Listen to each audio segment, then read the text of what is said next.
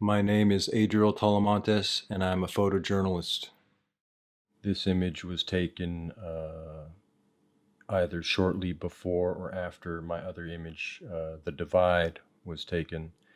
I was again playing with the reflections of protesters and members of the public being reflected in the chrome reflective tape that some of the Hong Kong police force officers had attached to the tops of the riot shields in order to reflect lasers that the protesters would use to shine at the cops.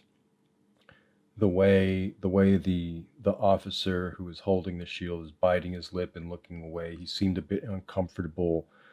Behind him, there were two protesters, one which was pretty injured, and the other which seemed to be injured, but not to as much as an extent. The more injured individual had to be taken away on a stretcher, and the people observing, both members of the general public and protesters who were observing, were not happy with the fact that that individual was in that state of injury. Um, this image is, you know, I was trying to make it surreal or abstract. The way the faces are distorted was something that I thought was unique, and I always love playing with reflections. A great photographer who taught me a little bit about technique and photojournalism and reportage in general when I was very first starting out. Ron Haviv, who you've probably heard of him. If not, I highly suggest you look him up. He told me that a reflection is a gift, a mirror is a gift. Or if there's like water or anything that reflects, that allows you to, by the position of your frame,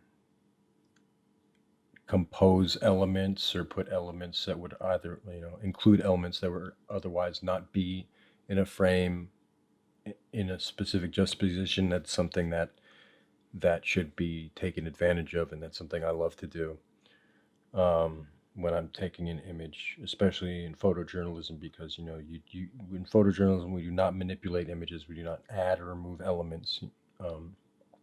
So having the ability to utilize the nature of reflections is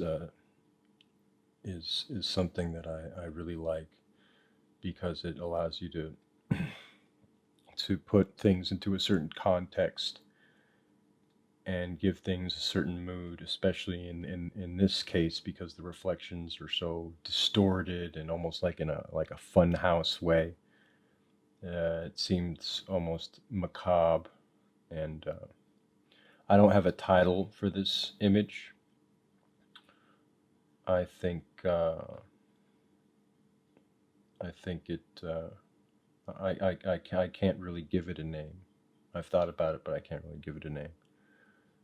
But this is also one of the more unusual images that I made in Hong Kong, and that's why I took it, because it's not normally what you would think of a photojournalism image being, a reportage image being.